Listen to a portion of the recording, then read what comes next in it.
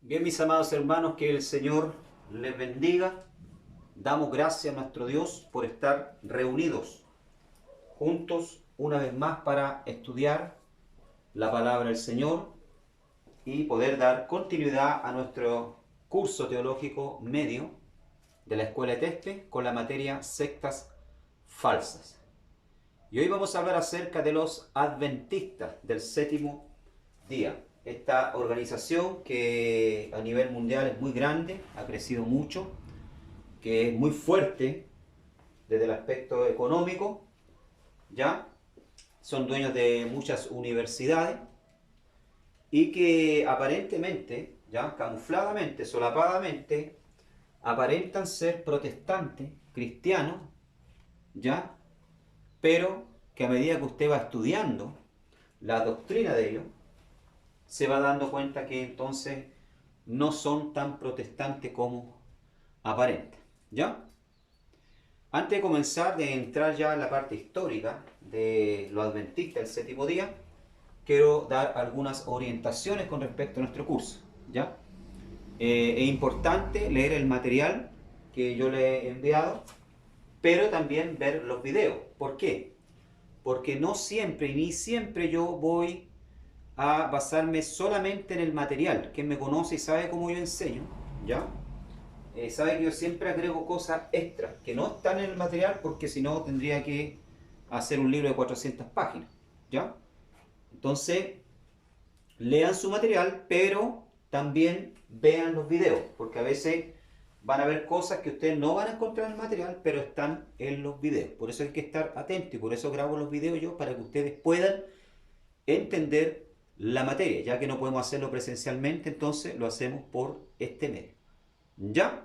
Bueno, dejando claro eso, vamos entonces a entrar a la introducción de nuestra clase hoy con los adventistas del séptimo día. Vamos a la parte histórica. Fundador, ¿ya? William Miller. Ya se dice que fue uno de los fundadores del movimiento adventista, aunque yo no estoy tan de acuerdo, ¿ya? Para mí la fundadora de este movimiento es Elena White, ¿ya? Podemos decir que William Miller fue el fundador de, ya, o el que inventó la teoría de la venida de Cristo en 1843, pero no es el fundador de, propiamente dicho, ¿verdad?, del movimiento adventista, y ni siquiera fue William Miller adventista, él era un bautista, ¿ya? Entonces no podemos decir, ¿verdad?, que fue fundador, pero sí fue el creador entonces de la teoría de que Jesús volvería en ese año, ¿ya? Quien es la fundadora de este movimiento es Elena White. William Miller, un granjero de Pensilvania que nació el 15 de febrero de 1782 en Fitzfield y murió en Long Hampton el 20 de diciembre de 1849. Estamos hablando, ¿verdad?, de Estados Unidos, ¿ya? Entonces él era un granjero, ¿ya?, de Pensilvania, ya, un hombre muy humilde que no tenía mucha educación, pero amaba al Señor, ¿verdad? Buscaba al Señor.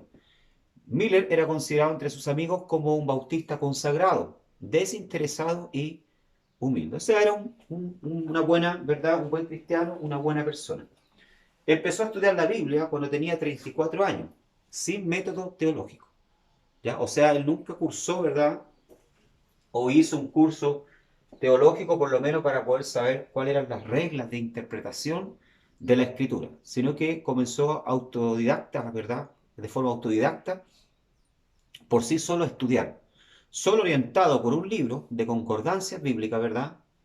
Y su Biblia, pensó que había encontrado la clave para entender las profecías sobre el fin del mundo, ¿ya? En los libros del profeta Daniel y del Apocalipsis. Bueno, cuenta la historia entonces que William Miller, ¿verdad?, poseído de una concordancia bíblica y de una Biblia, ¿ya?, King James, de la traducción, ¿verdad?, de la época, comenzó a estudiar, ¿verdad?, la palabra del Señor y comenzó a relacionar, ¿verdad?, todas las profecías y los versículos. Y sacando cuentas propias, él era muy dado a la numerología, ya le llamaba mucho la atención la numerología dentro de la Biblia, los 7, los números 7, los 40.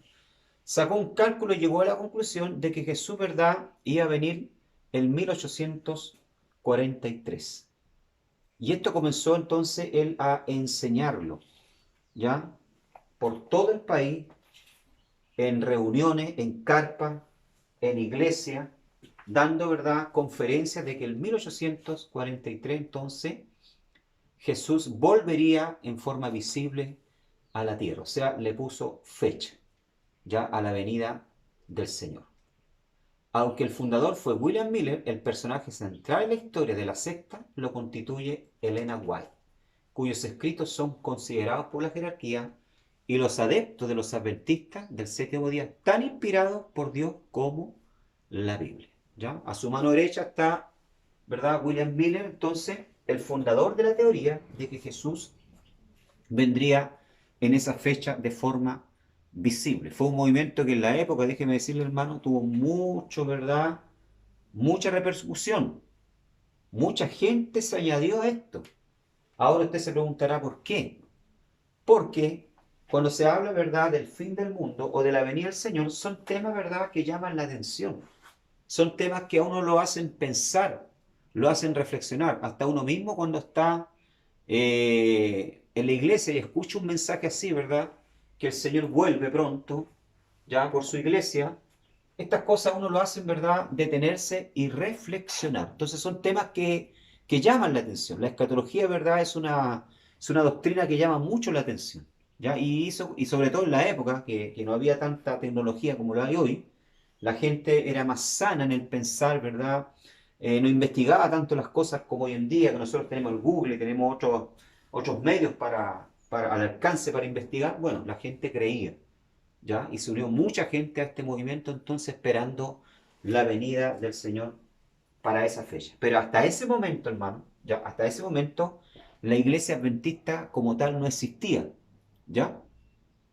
Quien se unió también, ¿verdad?, a este movimiento y fue impactada, ¿ya? Y vamos a ver más adelante, por el mensaje de William Miller, ¿ya? Fue Elena White, que en la época tenía 19 años de edad, era una joven, ¿ya?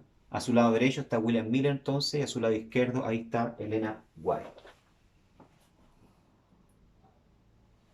Historia. Su punto de partida lo constituyen las interpretaciones especiales de William Miller en relación con, ¿verdad?, Daniel capítulo 8, verso 14. Entonces él se basaba, ¿verdad?, en este texto para decir, ¿verdad?, de que el Señor volvería en 1843 para purificar el santuario. Entonces él, sacando los cálculos, como le dije, él era muy dado a la numerología bíblica, ¿ya? Sacó unos cálculos y llegó a esta conclusión entonces poniéndole fecha a la venida del Señor, ¿ya? Y él dijo hasta 2300 tardes y mañanas, luego el santuario será purificado. O sea que el Señor volvería, ¿verdad?, como dice Daniel, a purificar el santuario, ¿ya? Según Miller, ¿verdad?, basándose en ellas profetizó el fin del mundo para el año 1843. ¿Ya?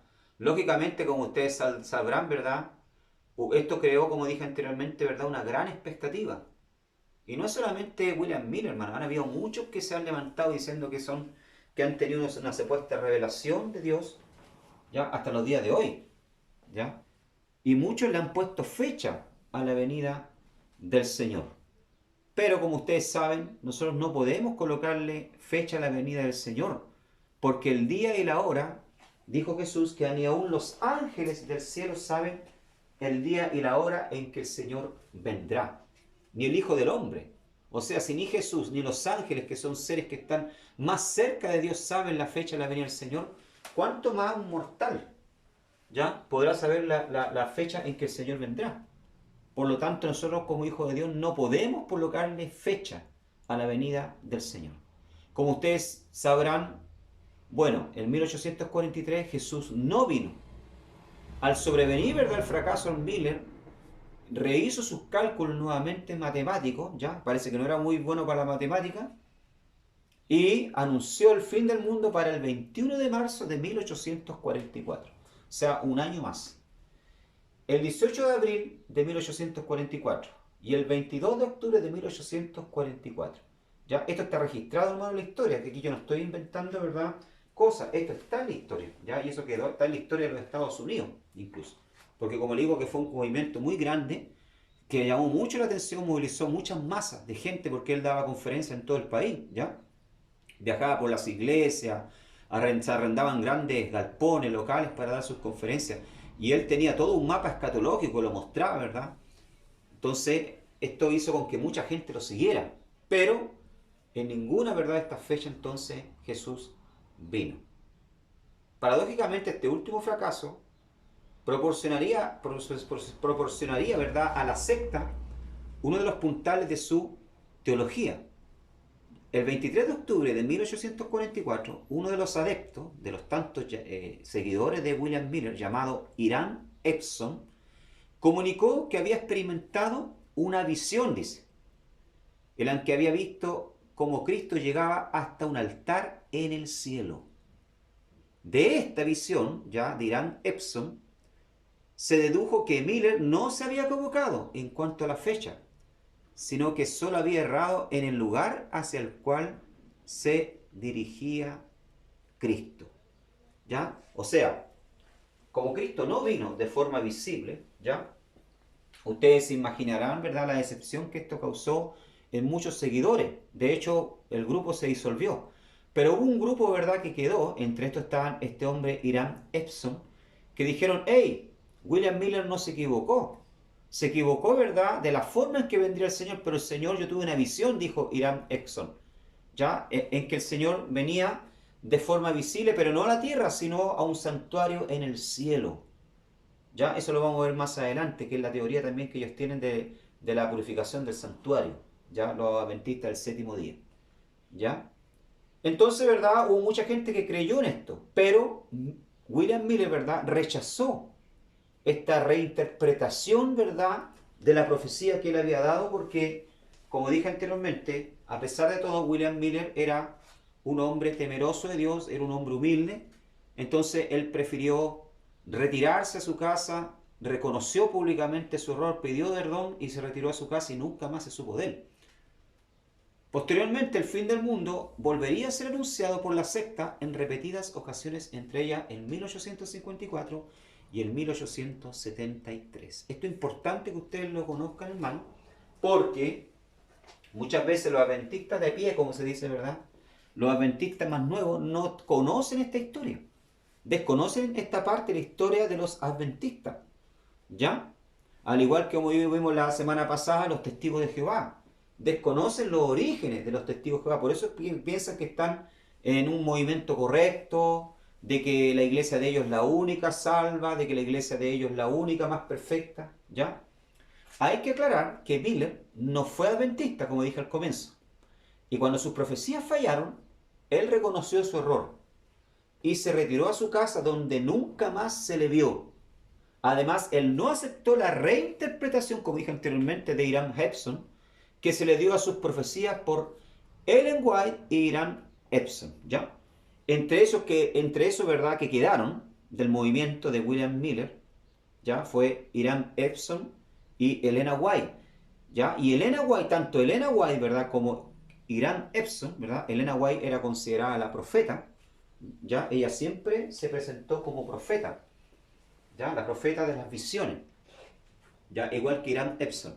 Ellos entonces reinterpretaron, ¿ya?, la profecía de William Miller, diciendo que él se había equivocado solamente en la forma en que iba a venir el Señor, pero no, ¿verdad?, en el lugar, ya que vendría el Señor, porque el Señor sí había venido de forma invisible para purificar el santuario del cielo, purificar los pecados de los hombres en el santuario del cielo, ¿ya? Por lo tanto, como les dije anteriormente, William Miller no era adventista, no fue fundador del movimiento adventista, sí Elena White, ¿ya? Muy bien.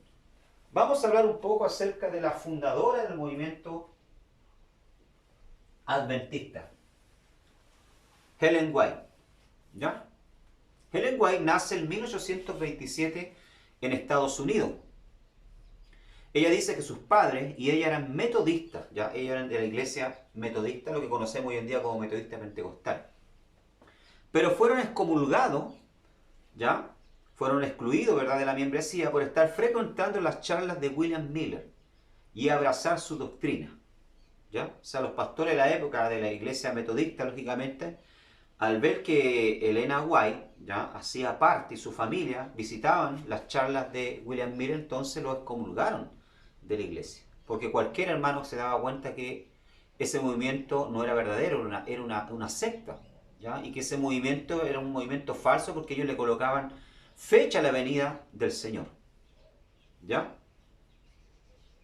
Era una familia ortodoxa que se desvió del camino correcto. O sea, Ellen White, ¿verdad?, venía de una familia ortodoxa, de buena doctrina, ya de una doctrina conservadora, de una sana doctrina junto con su familia, pero se desviaron del camino correcto. Cuando tenía 9 años tuvo una pelea con una niña, cuenta la historia, la cual tomó una piedra y la golpeó en la cara. Y le rompió la cara, dice, dejándola muy mal, ¿ya? Cuenta ella que quedó en coma por 3 días, ¿ya? O sea, recibió un fuerte golpe en la cabeza, en la cara, ¿ya?, que la dejó en coma por 3 días, casi murió. Ahora, ojo con esto, con este golpe en la cabeza, ¿ya? Cuenta ella que quedó en coma por 3 días. Finalmente despertó, pero tuvo mucha dificultad para aprender y apenas aprendió a escribir un poco, ¿ya? O sea, ¿por qué yo estoy diciendo, verdad, que preste atención a esto? Porque a veces estos golpes en la cabeza, ¿verdad?, pueden producir, ¿verdad?, cierta, ¿verdad?, por decirlo así, ¿verdad?, problemas mentales, ¿ya? Y hacer pensar a la persona, ¿verdad?, y que tiene visiones y cosas. Entonces, este golpe en la cabeza que ella tuvo de niña puede haber influenciado en esto, en las supuestas visiones que más adelante Elena White dice, ¿verdad?, tener como profetisa. Dice la historia que a los 13 años escuchó a William Miller, ¿ya?, hablar sobre la venida del Señor. Y ella se asustó grandemente. Dice que pasó toda una noche llorando de miedo. Cuenta ella que asistía a todas las charlas de Miller y quedó empapada de la doctrina del advenimiento de Cristo anunciada para el 1844. O sea, ella también, como les dije, le interesaba tanto, le llamaba tanto la atención del tema escatológico, del advenimiento de Cristo. De ahí viene el nombre adventista, por si acaso. Adventista de advenimiento, ¿ya? Porque el tema central, la columna central, hermanos, del movimiento adventista, para que ustedes sepan, es el advenimiento de Cristo, es la venida del Señor. Y ella quedó tan empapada de esta doctrina, ¿ya?, que cuenta que ni siquiera pudo dormir esa noche. Quedó tan impactada, con tanto miedo, que ni siquiera pudo dormir, ¿verdad?, debido a que Jesús venía. Y tal vez ella no estaba preparada para la venida del Señor. Bueno, Cristo no vino en 1844 y esto produjo una decepción muy grande en ella, en Elena White. 2 meses después, cuenta ella, que tuvo la primera visión. ¿Ya? Ojo con esto. En esta primera visión, Dios le muestra al pueblo adventista, mire, solamente al pueblo adventista, en un caminito yendo hacia el cielo. ¿Ya? Ojo con esto porque los adventistas, al igual que los testigos de Jehová, son sectarios. ¿Ya? ¿Qué quiere decir esto? O sea, ellos se creen el cuento, ¿ya?, que solamente ellos son pueblo de Dios y ellos son los únicos salvos, ¿ya? Van a ser los únicos salvos, al igual que los adventistas. Le meten tanto esto en la cabeza, hermano, a un adventista o a un testigo de Jehová, que cuando el adventista, ¿verdad?, deja el movimiento o el testigo de Jehová, nunca más puede, ya, a no ser que Dios lo llame, congregarse en otro lugar y servir al Señor en otra iglesia. ¿Por qué? Porque ya le han dicho que todas las demás están equivocadas y que la única organización correcta que lleva al cielo es o los testigos de Jehová o los adventistas. El 7 de febrero de 1871, en una conferencia de la iglesia adventista, ¿ya?, cuando ya la iglesia adventista estaba formada como organización, en una conferencia de la iglesia adventista, la alta directiva declaró su total apoyo a la profetisa Ellen White, declarando que sus profecías son inspiradas por el Espíritu Santo. ¿Ya? Esto es lo más paradójico, hermano, que a mí me llama la atención. ¿Por qué? Porque los adventistas del séptimo día no cree en verdad en los dones del Espíritu Santo, no creen en el bautismo actual del Espíritu Santo, ni siquiera son bautizados con el Espíritu Santo, ¿ya? Pero hacen llamar, ¿ya?, a Ellen White como profetisa. Ahora, ¿cómo ella profetiza si no tiene el Espíritu Santo en su vida? ¿Ya? Esto me llama mucho la atención a mí. Interesante que los adventistas declaran que Ellen White tuvo más de 2000 visiones, ojo con esto, como profeta de Dios, más incluso que los mismos profetas. O sea, Ellen White en toda su vida, su trayectoria, ¿ya?, tuvo, dice ella, 2000 visiones. ¿Se imagínense, hermano? O sea, esta mujer, ¿verdad?, no comía, no dormía, vivía teniendo visiones. ¿Ya? Es bueno recordar que ningún profeta tuvo tantas visiones, estoy hablando de los naví, de los profetas bíblicos, ¿ya?, del Antiguo Testamento, o tanto del Nuevo, ¿ya? Ninguno de ellos tuvo tantas visiones como Ellen White, que según ella tuvo 2000. Ejemplo, le pongo algunos ejemplos. Isaías tuvo 50 años de ministerio. Durante 50 años predicó y profetizó y tuvo solo 2 visiones. Ezequías, el profeta Ezequías, tuvo 40 años de ministerio y tuvo solo 2 visiones. Daniel tuvo 67 años de ministerio y tuvo solamente 7 visiones. La Biblia menciona entre todos los profetas bíblicos 42 visiones solamente. Y observamos, ¿verdad?, las pretensiones de Ellen White, que dice tener 2000 visiones durante 70 años. Y también dice, ¿verdad?, que tuvo las visitas de un ángel durante 26 años. ¿Ya? Porque llegó una etapa, ¿verdad?, en que ella dice que cesaron las visiones. Entonces, para poder recordar lo que ella tenía que escribir, le visitaba un ser de luz, ¿ya?, un hombre hermoso en su cuarto, dice, de blanco, que ella lo atribuía a un ángel. Dice que durante 26 años este ser le visitó para revelarle, darle a conocer lo que ella tenía que escribir. Me pregunto yo, ¿verdad?, qué ángel la visitaba. ¿Ya? Gálatas 1:8 dice: mas si aún nosotros, el apóstol Pablo, un ángel del cielo os anunciare otro evangelio diferente del que os hemos anunciado, sea maldito, sea anatema. ¿Ya? O sea, claramente, hermano, el ángel que visitaba a Ellen White, ¿verdad?, no era un ángel del Señor. ¿Ya? Era cualquier otro espíritu menos un ángel del Señor. Y es mucha pretensión decir que ella tuvo más de 2000 visiones, incluso más que los profetas. Bien, ahora vamos a entrar a la parte doctrinal de los adventistas del séptimo día, ¿ya? Página 12. ¿Qué es lo que dicen los adventistas con respecto a la Escritura? Los adventistas consideran la Sagrada Escritura como la base de su fe y su moral, pero al interpretarla las toman tan a la letra que se les ha llamado los más fundamentalistas de los fundamentalistas. ¿Ya? O sea, para ellos todo es literal, todo lo que dice la Escritura. Y sabemos, ¿verdad?, que en las reglas de la hermenéutica hay cosas que se tienen que tomar literalmente y hay otras que tienen que hacerse, ¿verdad?, desde las figuras del lenguaje o de una forma alegórica.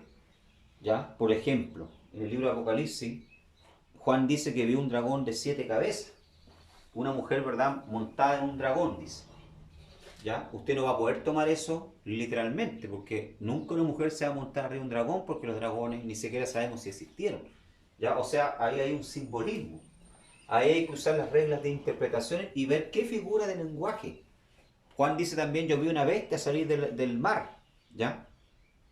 ¿Ya? Yo vi una bestia, dice, salir del mar. ¿Qué representa el mar en la Biblia? El mar, las aguas representan las muchedumbres.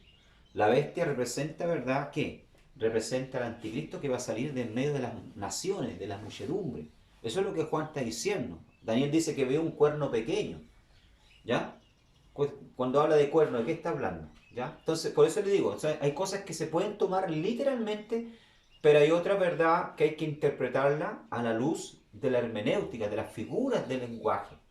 ¿Ya? O sea, ellos, los adventistas, hacen una mala hermenéutica e interpretación, tanto literal y alegórica.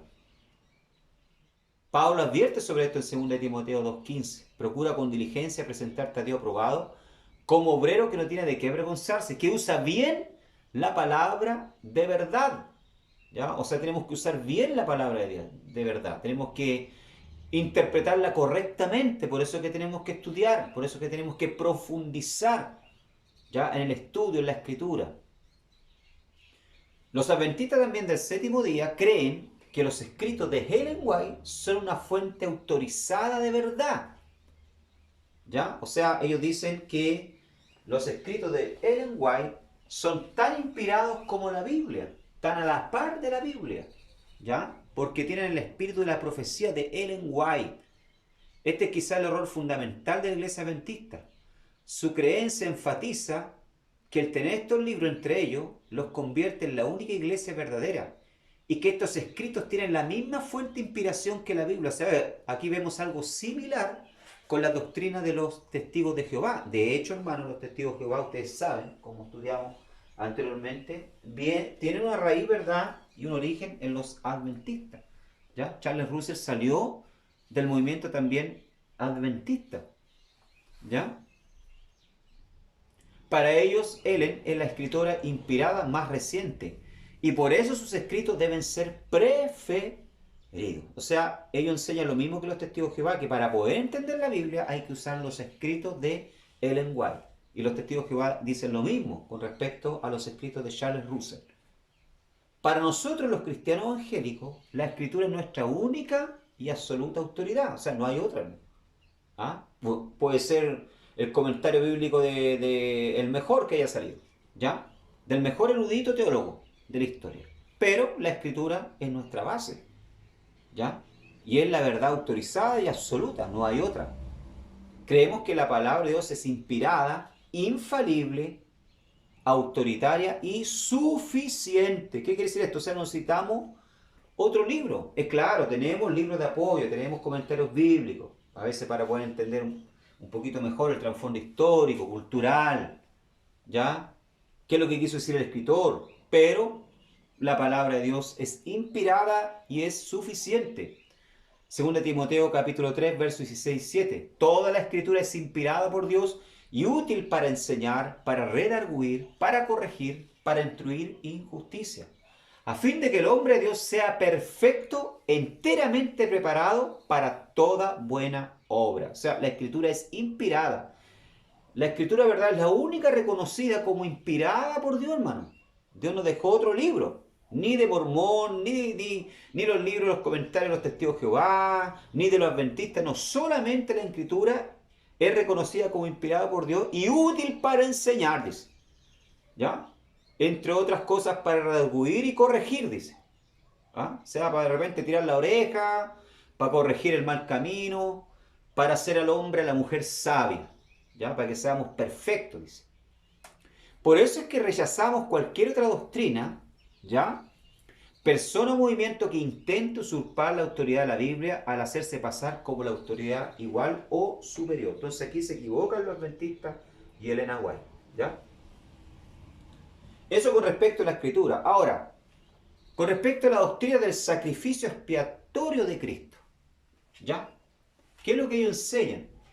Igualmente su explicación acerca del sacrificio expiatorio de Cristo, que ya no es para ellos la muerte del Señor en la cruz, miren, presta atención a esto, ni la intercesión del resucitado en el cielo, sino el paso que dicen hizo Jesús en 1844 hasta el lugar santísimo, para completar, miren, y perfeccionar así su expiación. O sea, ¿qué es lo que ellos enseñan, hermano? Aquí, esto es muy grave.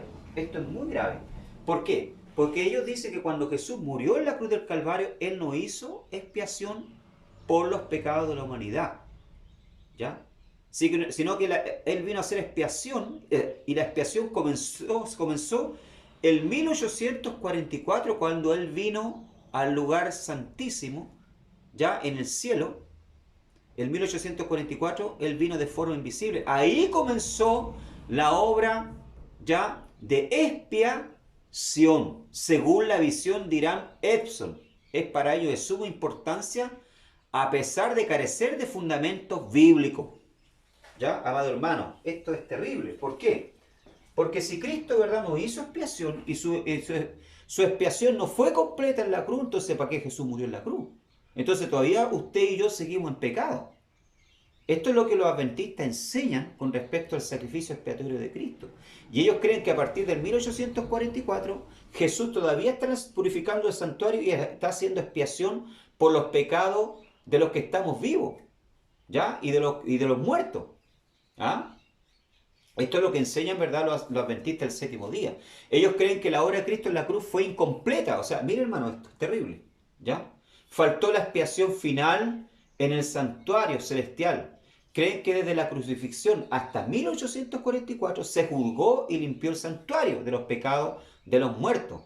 Y que luego de esta fecha ha comenzado el juicio y la purificación en el santuario celestial de los pecados de los vivos. ¿Ya? O sea, hermanos, si vamos a hablar de esto, no existe ningún fundamento bíblico para lo que ellos enseñan. Pero ellos lo creen de esta manera. Que Jesús vino en 1844 de forma invisible al santuario y a partir de ahí comenzó entonces a purificar los pecados de los hombres. En este juicio solo se juzgan a los que han creído en Cristo, dice. Los malos serán juzgados durante el milenio. O sea, usted y yo en este momento, según los adventistas, estamos siendo juzgados. Los que hayan muerto ya, ¿verdad?, los malos serán juzgados, despertados durante el milenio. Esta doctrina descansa sobre unas 22 suposiciones, la mayor parte de ellas contrarias a la Biblia. ¿Qué nos enseña la palabra de Dios con respecto a esto? ¿Ya? Al sacrificio expiatorio de Cristo en la cruz. La palabra de Dios enseña que el trabajo de expiación de Cristo fue totalmente concluido en la cruz. Juan 19:30 dice: cuando Jesús hubo tomado el vinagre, dijo: consumado es. Y habiendo inclinado la cabeza, entregó el espíritu. La palabra consumado, tetelestai, en griego, quiere decir está pagado. Ya no hay que pagar más nada. Ya está consumado. Ya está hecho.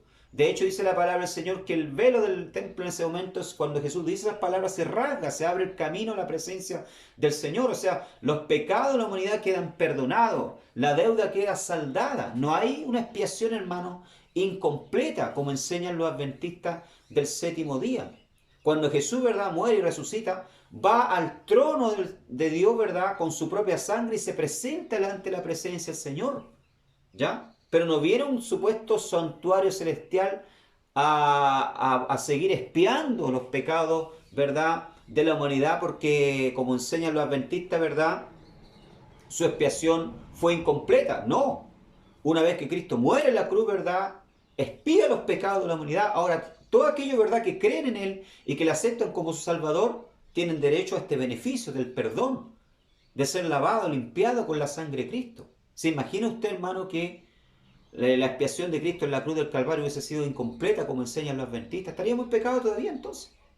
Todavía Jesús tendría que estar, ¿verdad?, como enseñan ellos, en el cielo purificando, ¿verdad?, los pecados, haciendo purificación por los pecados de la humanidad. Veamos lo que nos dice también Hebreos capítulo 10, versos 11 y 12. Y ciertamente todo sacerdote está día tras día ministrando, ofreciendo muchas veces los mismos sacrificios. Aquí está hablando de los Cohen, de los sacerdotes que trabajaban en el tabernáculo, ofreciendo todos los días ya expiación y sacrificios por los hombres, día tras día. Dice sacrificios que nunca pueden quitar los pecados, porque no quitaban los pecados. Lo que lo hacían era simplemente cubrirlo. ¿Ya? La sangre de los animales que se ofrecían en el Antiguo Testamento, ¿ya?, no tenían el poder de borrar los pecados. Verso 12 dice: pero Cristo, presta atención a este texto, pero Cristo, habiendo ofrecido una vez para siempre un solo sacrificio, ¿ya?, habiendo ofrecido una vez para siempre un solo sacrificio por los pecados, se ha sentado, ¿dónde? A la diestra de Dios. O sea, Jesús se ofreció una sola vez y un solo sacrificio. Por eso que el escritor de los Hebreos habla acerca de la palabra superior. De hecho, el tema central, ¿verdad?, del libro de Hebreos es la palabra, o el tema es superior. Cristo superior a los ángeles, Cristo superior a Moshe, a Moisés, Cristo superior a los sacrificios del Antiguo Testamento. Aquí lo está mostrando. ¿Por qué? Porque el sacrificio de Cristo fue necesario solamente una vez. Murió una vez y ya borró los pecados y dice que se ha sentado a la diestra de Dios. Ahí no dice el escritor que él está en un santuario en este momento o que vino en 1844 a purificar los pecados de los hombres. ¿Ya? Hermano, esto es tremendo, esto es tremendo. Ojo con esto, con esta. Por eso le digo que camufladamente los adventistas aparentemente parecen ser protestantes, evangélicos, igual que nosotros. Pero cuando uno comienza a estudiar lo que ellos enseñan, la doctrina de ellos, se da cuenta que no. ¿Ya?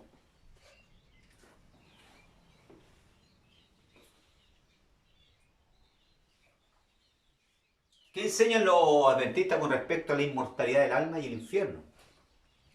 Su escatología niega tanto la inmortalidad del alma como la existencia del infierno. ¿Ya? Son muy parecidos a los testigos de Jehová, por lo mismo que le dije yo, porque Charles Russell salió de este movimiento adventista. ¿Ya?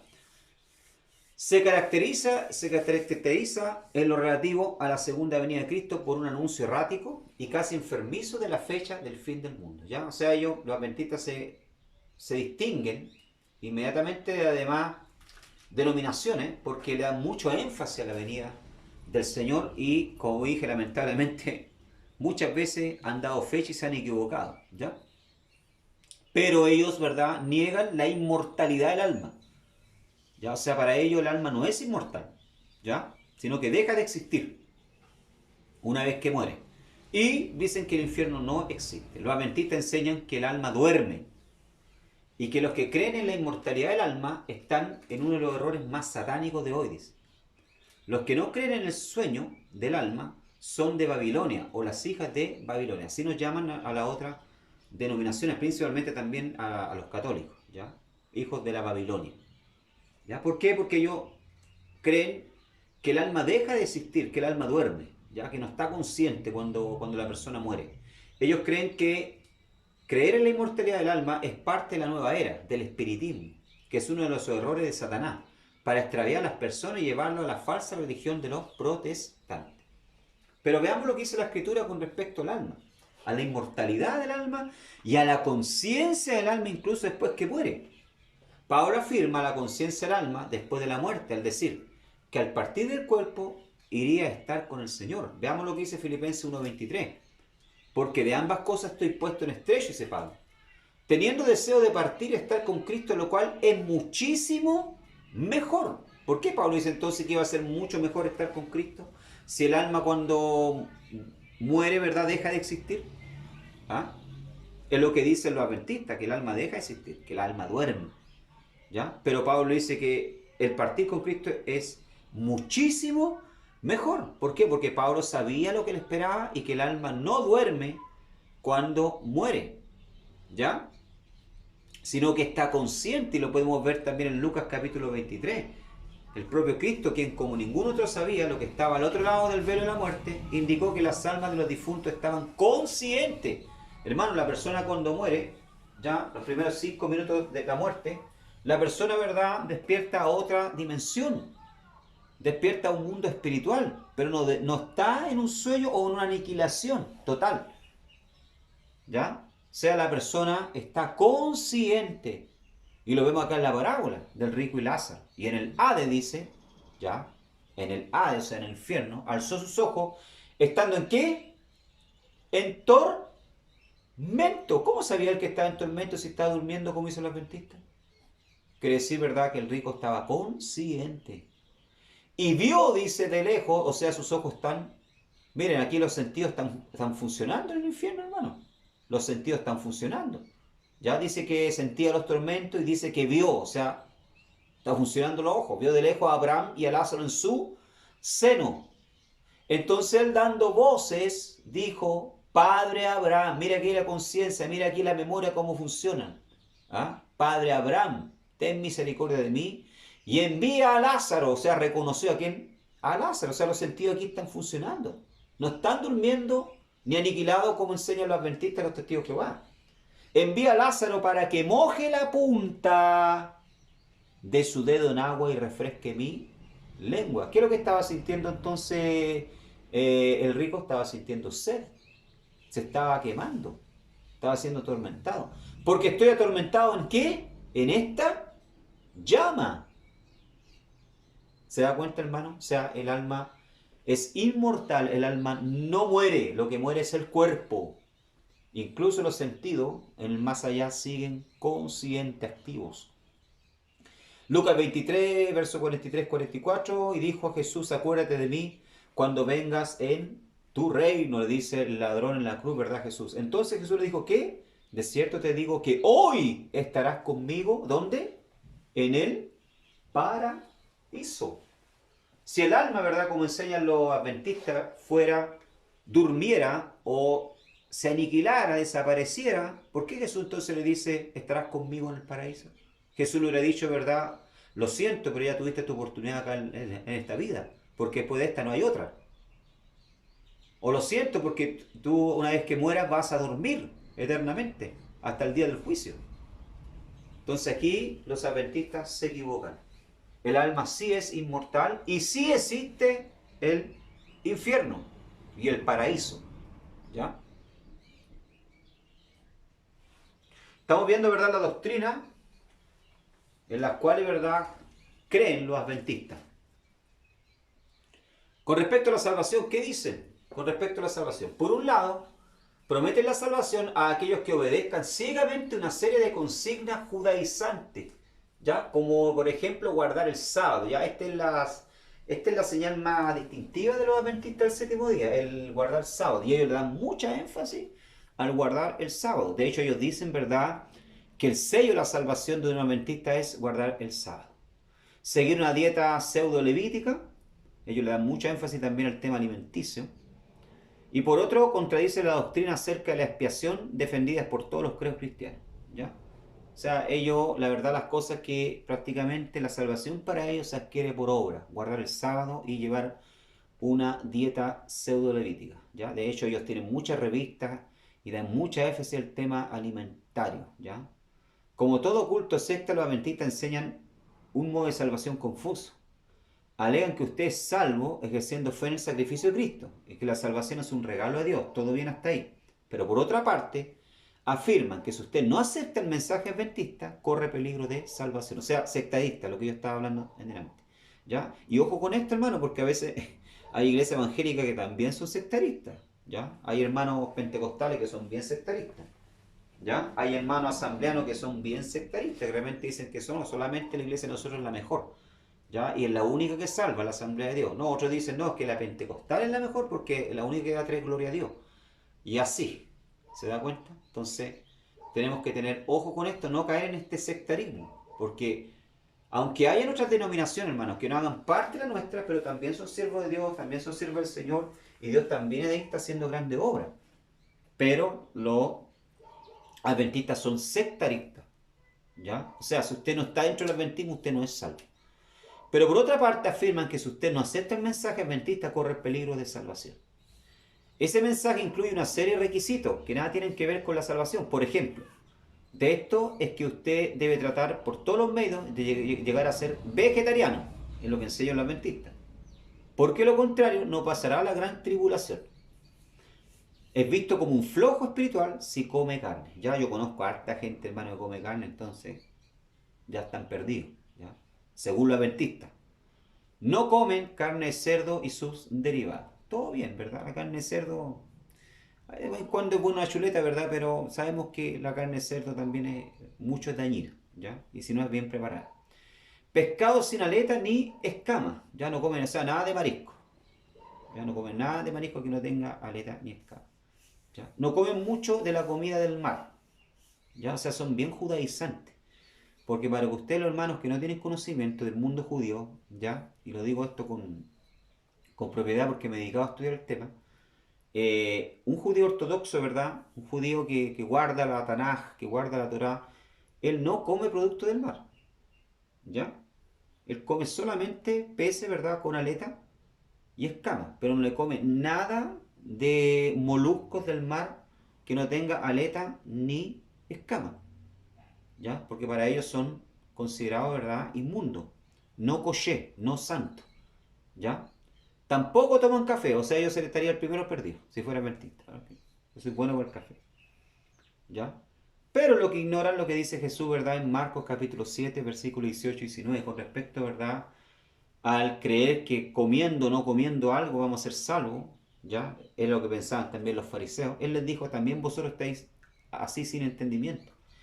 No entendéis que todo lo de fuera que entra del hombre no le puede contaminar, porque no entra en su corazón, sino en el vientre y sale a la letrina. Esto decía siendo limpio todos los alimentos. ¿Ya? O sea, Jesús, ¿verdad?, le hacía ver a ellos su error, su hipocresía. ¿Ya? Porque lo que contamina al hombre, ¿verdad?, no es lo que entra. Yo no soy más santo, hermano, ¿ya?, por dejar de comer ciertos alimentos o comer o preferir otro. ¿Ya? Sino que tengo que cuidarme de lo que entra en mi corazón. Porque eso es lo que contamina. ¿Ya? Porque lo que yo coma, ¿verdad?, va a la letrina. Se va por el baño, ¿verdad?, cuando yo voy al baño. Entonces eso a mí no me va, ¿verdad? No voy a ser más kadosh, más santo, porque me como una chuleta o me la dejo comer. ¿Ya? Además también Romanos 14:17 dice, porque el reino de Dios no es comida ni bebida, sino justicia, paz y gozo en el Espíritu Santo. ¿Ya? O sea, el reino de Dios no es comida ni bebida. ¿Ya? Porque allá en el reino de Dios ni se come ni se bebe en la presencia del Señor. ¿Ya? Porque vamos a tener cuerpos glorificados. ¿Ya? O sea, los ángeles no se comen un asado como nosotros, ¿verdad? Una empanada, ¿ya? Sino que allá es justicia, paz, gozo en el Espíritu Santo. Entonces la salvación, hermano, del alma no tiene nada que ver con lo que nosotros comemos o dejamos de comer. Aquí, ¿verdad?, los adventistas se equivocan. ¿Qué dicen, verdad, con respecto al Hijo de Dios, con respecto a Jesús? Al igual que los testigos de Jehová, creen que Jesús es el arcángel Miguel. ¿Ya? Afirman que Jesús es el arcángel Miguel. Los adventistas creen que el arcángel Miguel era Jesús en forma de ángel.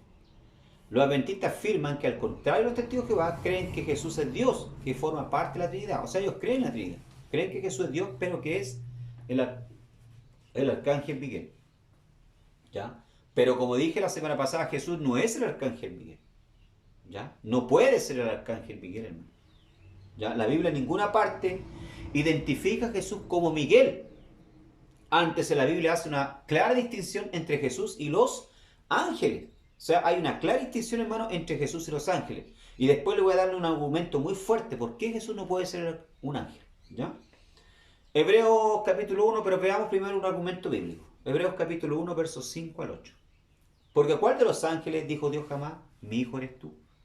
Yo te he engendrado hoy. Y otra vez, yo seré el padre y él me será mi hijo. Y otra vez, cuando introduce el primogénito en el mundo, ¿de qué está hablando aquí, hermano? De Jesús. Dice, adórele todos los ángeles de Dios. O sea, Dios manda, cuando viene al mundo, ¿ya? Cuando se encarna en María, Dios ordena que todos los ángeles, ¿ya?, todos los malajim, le adoren. Ciertamente los ángeles dice, el que hace a sus ángeles espíritu y a sus ministros llama de fuego. Mas del Hijo dice, tu trono, Dios. Mire cómo llama al Hijo. Ojo adventista, ojo testigo de Jehová. ¿Cómo llama a Dios? Tu trono, Dios, por el siglo de siglos. Cetro de equidad es el cetro de tu reino. Mas del Hijo dice, tu trono, Dios. O sea, hermano, hay que ser bien ciego para no darse cuenta, ¿verdad?, que Jesús no es el arcángel Miguel, sino que es Dios. Aquí está clarito. Tu trono, Dios, por el siglo del siglo, cetro de equidad es el cetro de tu reino. Mas del Hijo dice, ¿qué está hablando ahí Dios? Mas del Hijo dice, tu trono, Dios. Ahora le doy un argumento por qué Jesús no puede ser el arcángel Miguel o no puede ser ninguno de los ángeles, sino que Jesús es Dios. ¿Ya? Jesús es Dios. Hay solamente dos seres, escuche bien lo que voy a decir. Hay solamente dos seres en el universo, ¿ya?, en el universo, que tienen libre albedrío. Presta atención a lo que estoy diciendo. Hay solamente dos seres en el universo que tienen libre albedrío. ¿Cuáles son? Dios y el hombre. Nadie más. Ni aun los ángeles tienen, para que usted sepa, libre albedrío. Los ángeles son robots. Obedecen órdenes de Dios. Ni el diablo, hermano, tiene libre albedrío, para que usted sepa. Porque hasta el diablo tiene que obedecer órdenes de Dios. ¿Ya? Hay solamente dos seres que tienen libre albedrío, que son el hombre y Dios. Entonces Jesús, que es Dios, de ninguna manera puede ser un ángel. Porque si Jesús fuese un ángel, como dicen los adventistas, los testigos de Jehová, ¿ah? Sería un robot que no tiene libre albedrío. ¿Me entienden? La jerarquía de los seres del cielo se hace claro en este pasaje. Los ángeles adoran a Jesús, quien como Dios es el único digno de adoración. Entonces, con respecto a esto, ¿verdad? Los adventistas se equivocan. Los adventistas enseñan que el séptimo día es el sello o la marca de Dios. O sea, aquí hablan, ¿verdad? Ellos le dan muy duro, hermano, al tema del Sabbat, o Shabbat, bien dicho, Shabbat. Los adventistas creen que el sábado es la marca o el sello de Dios, es lo que enseñan ellos. Que el sábado separa a los verdaderos adoradores de la falsa adoración dominical. Ellen White, en sus numerosas publicaciones, le enfatiza esto y lo confirma en sus escritos, usando argumentos muy humanos. Ellos llegan a la conclusión de que observar el sábado dividirá a los verdaderos adoradores de los falsos adoradores domingueros, que somos nosotros según ellos. Nosotros somos los domingueros, ¿verdad? Los hijos de Babilonia. Así nos tratan en sus escritos. ¿Ya? La marca de la falsa iglesia babilónica, ¿verdad? Es los que guardan el domingo. Por eso que usted cuando se encuentra con un adventista, le pregunta si usted guarda el sábado y por qué no guarda el sábado. ¿Por qué? Porque para ellos, hermano, guardar el sábado es ser salvo. Pero en la escritura el sábado nunca es llamado una señal o sello entre Dios y su pueblo, sino entre Dios y el pueblo de Israel. Entiéndalo esto, hermano. ¿Ya? Hay pactos que son entre Dios e Israel, Brit. La palabra Brit quiere decir pacto. Y hay dos Brit. O sea, hay más Brit, pero hay dos Brit importantes en la escritura que son solo entre Dios e Israel. Que son Shabbat, sábado, ¿ya? Y la circuncisión. Esos dos Brit, ¿verdad? Son dos Brit que Dios tiene solamente con Israel. Y no con los gentiles. No con la iglesia nuestra. Solamente con Israel. Por eso que en Israel hasta el día de hoy se guarda Shabbat. Y vemos también hoy en día, ¿verdad?, algunos movimientos mesiánicos, pseudo judíos, ¿ya? Que guardan Shabbat. Y bueno, ahí no voy a entrar en temas si está bien o está mal lo que ellos están haciendo, porque no voy a meterme, como se dice, en la pata de los caballos. Eso es asunto ya, un asunto de ellos, ¿ya? Pero hay dos grandes pactos, como le dije. Existen más, pero hay dos grandes pactos entre Dios e Israel, que son Shabbat, el sábado, y la circuncisión. Son señales del pacto entre Dios e Israel. Por eso que hasta el día de hoy ellos guardan Shabbat. Por eso que hasta el día de hoy, al octavo día, los niños los circuncidan. Los niños judíos son circuncidados. ¿Ya? Un estudio detenido de este tema en el Nuevo Testamento revela firmemente que el sello de Dios es el Espíritu Santo y no el sábado. La Escritura dice claramente en Efesios, ¿verdad?, que nosotros fuimos sellados con el Espíritu de la promesa, con el Espíritu Santo. ¿Ya? Pero no habla que el sábado es el sello de Dios. Mire lo que dice, lo voy a leer solamente un texto por causa del tiempo, pero ustedes después léanlo con calma. ¿Ya? Dice Efesios 1:13. En él también vosotros, habiendo oído la palabra de verdad, el evangelio de vuestra salvación, y habiendo creído en él, presta atención, cuando usted, ¿verdad?, le predican la palabra de verdad, y usted la oye y la recibe, y habiendo creído en él, fuiste, dice, sellado con el Espíritu Santo de la promesa. O sea, ¿cuál es el sello de Dios en la Escritura? El Espíritu Santo. No es guardar el sábado. Para la iglesia, hermano, presta atención a lo que estoy diciendo. Para la iglesia. Pero para Israel, ¿verdad?, guardar el Shabbat, circuncidarse, tiene mucho sentido porque son pactos, son brit que Dios hizo con Israel, pero no con la iglesia. ¿Ya? Por eso nosotros no guardamos Shabbat. Pero el adventista prefiere creerle a su profetisa, quien afirma constantemente que el sello de Dios es el sábado y la marca de la bestia es la observancia del domingo. Ellos prefieren echar su suerte con Ellen White y sus interpretaciones, aunque estas contradigan las Sagradas Escrituras.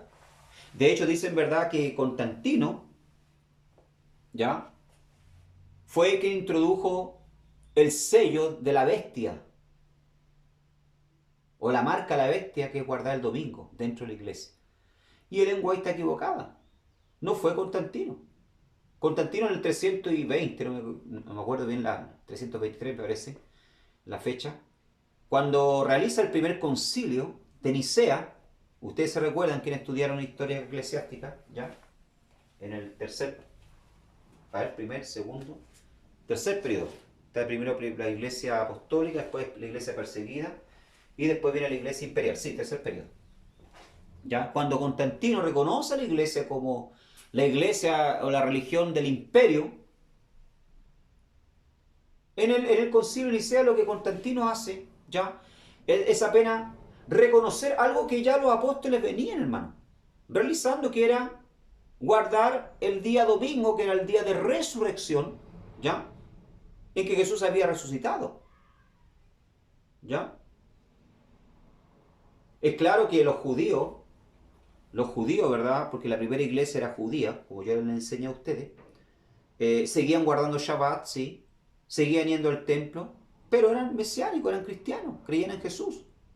Se reunían en las casas para orar, a celebrar la Santa Cena, pero seguían yendo al templo. Usted se preguntará por qué. Pablo seguía guardando Shabbat, seguía yendo al templo de Jerusalén, observando los rituales, dice que se rapó para entrar en el templo. Habían rituales que Pablo seguía observando, pero él enseñaba a la iglesia gentil que no tenía por qué guardar días, no tenía por qué guardar rituales judíos para ser salvo. Simplemente, ¿verdad? Cristo era suficiente para la salvación. Pero no así para los judíos. ¿Por qué? Porque los judíos seguían siendo judíos. Entiéndanlo. ¿Ya? Pero aquí entonces se equivocan los adventistas al decir que para poder ser salvo hay que guardar el Shabbat. Y que fue Constantino quien introdujo, ¿verdad?, la marca de la bestia, que es el día domingo. Y eso es mentira. Lo que Constantino hizo apenas fue confirmar una costumbre que ya los apóstoles practicaban, que era guardar, en vez de Shabbat, guardar Yom Rishon, el día domingo. Yom Rishon en hebreo, ¿verdad?, día domingo, que viene siendo incluso el día primero de la semana. Para nosotros el día lunes es el día primero.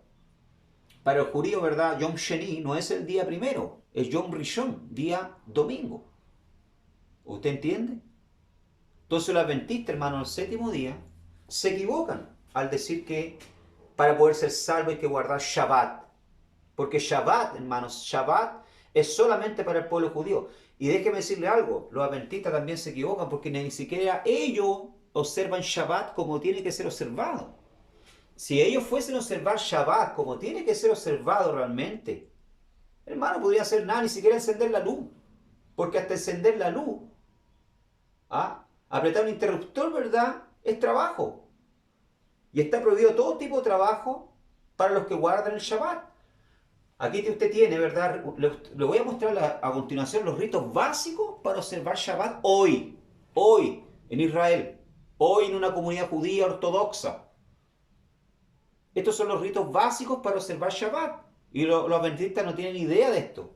Los adventistas piensan que porque se quedan en la casa el día sábado, ¿ya? O van al templo de ellos el día sábado, ya cumplieron con el rito. Están equivocados, están quebrantando la ley. Y otra cosa, que quien observa un punto de la ley tiene que guardar toda la ley. Si ellos quieren, se hacen llamar, ¿verdad?, el pueblo que guarda el Shabbat, entonces tienen que guardar los 613 mandamientos de la ley. Los 613 preceptos. Y Cristo vino a nosotros a liberarnos de esto, porque se imagina que nosotros guardáramos 613 preceptos. Fuera de eso, ¿verdad?, los comentarios y las otras leyes extras, porque existe la ley escrita y existe la ley oral. Estaríamos vueltos locos, hermano.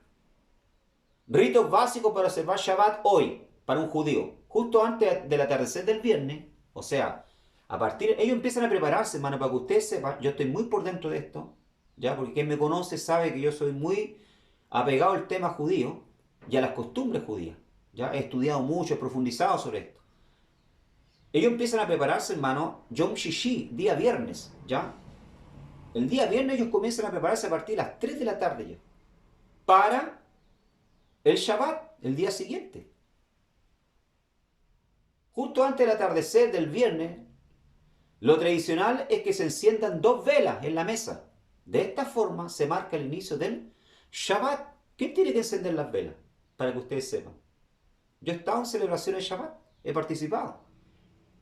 Quien enciende las velas en Shabbat, hermano, es la mujer. Y pronuncia una oración en hebreo. Y es la mujer la que bendice la mesa. ¿Ya? Vierten el vino, vino puro. Aquí no estamos hablando de vino cocido como que tomamos nosotros la Santa Cena. Vierten el vino puro, lo bendicen y lo beben. ¿Ya? Yo he estado en Shabbat, hermano, donde he visto judíos salir bien cucarros, porque ellos viven el vino puro. No estoy diciendo, ¿verdad?, que Jesús era un curado, no. Como la otra vez un hermano, ¿verdad?, se escandalizó porque yo enseñé de que Jesús lo que tomó en la última cena era vino. Él era un judío, él tomaba vino, hermano. No tomaba vino cocido como lo tomamos nosotros hoy en día. Es una costumbre nuestra de la iglesia. Amén por eso. ¿Ya? Pero el judío ortodoxo mismo, ¿verdad?, observante, toma vino. Vierten el vino, lo bendicen y beben. Leen primero en voz alta el Génesis capítulo 1, verso 31 al 2:3 de la Torá. O sea, cuando habla de Torá, está hablando de los primeros libros de la Biblia. Está hablando de Bereshit, está hablando de Shemot, Éxodo, Baikra, Levítico, Bamidbar, ¿ya?, que quiere decir número, y Devarim, o sea, Deuteronomio. Luego levanta la copa de vino y la bendice. Y bendice el Shabbat. Según contó Guanish, el Shabbat comienza el viernes por la noche con la caída del sol. Y en el hogar con el encendido de las velas. Que lo suele hacer ¿quién? La mujer. Este encendido viene desde la antigüedad, cuando aún no existía la electricidad y se iluminaba el hogar con velas. En el Shabbat los judíos observantes no encienden, miren esta atención, ni apagan la luz. Así como ningún otro aparato eléctrico. O sea, yo dudo, hermano, que un adventista el día sábado no haga funcionar la tele, no encienda, ¿verdad?, la licuadora, no encienda, ¿verdad?, la aspiradora. Se está pecando. No está guardando Shabbat. Porque no tiene que hacer funcionar ningún otro aparato eléctrico. Yo dudo que un adventista, hermano, no prenda la luz el día apriete el interruptor. De hecho, en Israel, para que ustedes sepan, ¿verdad?, ellos tienen un aparato especial, que programan el encendido de la luz por sí solo, para ellos no tener que estar apretando el botón, porque si no están quebrantando Shabbat.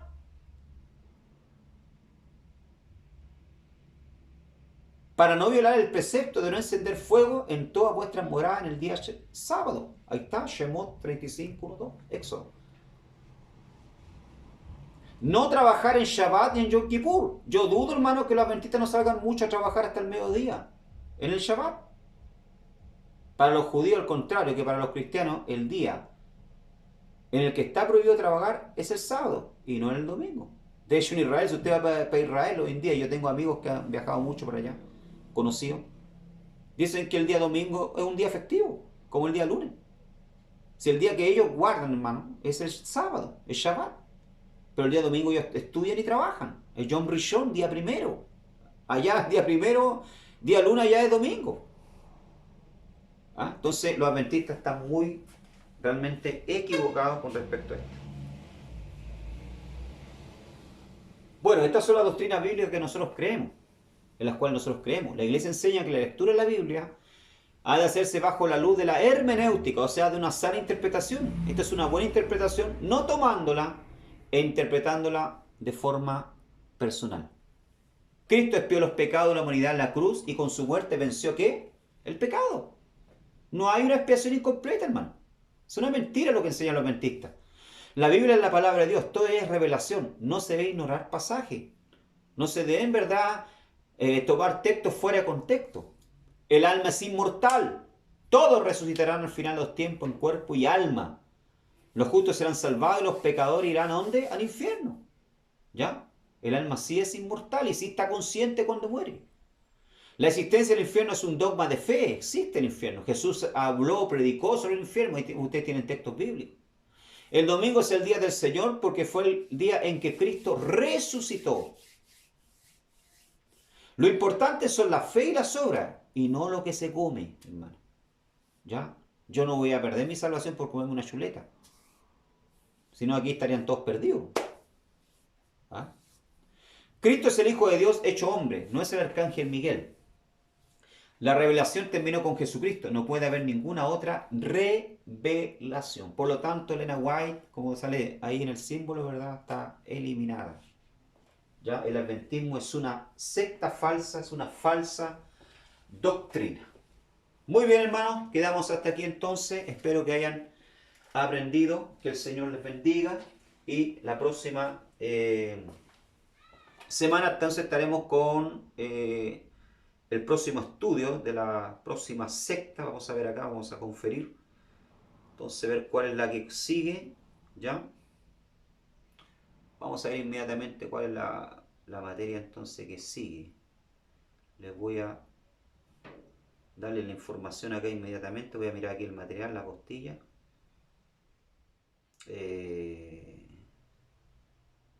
Para que ustedes sepan. El Islam. Vamos a hablar la próxima semana en la página 15. Vamos a hablar del Islam. Entonces, vamos a ver la doctrina del Islam. ¿Ya? Que el Señor les bendiga. Estudien, vean el video, como le dije, y el material. ¿Ya? No necesariamente yo todo lo que hablo lo saco del material, que eso quede claro. ¿Ya? Por eso es importante que ustedes también vean los videos y vayan anotando. ¿Ya? Que el Señor les bendiga. Un abrazo. La paz del Señor.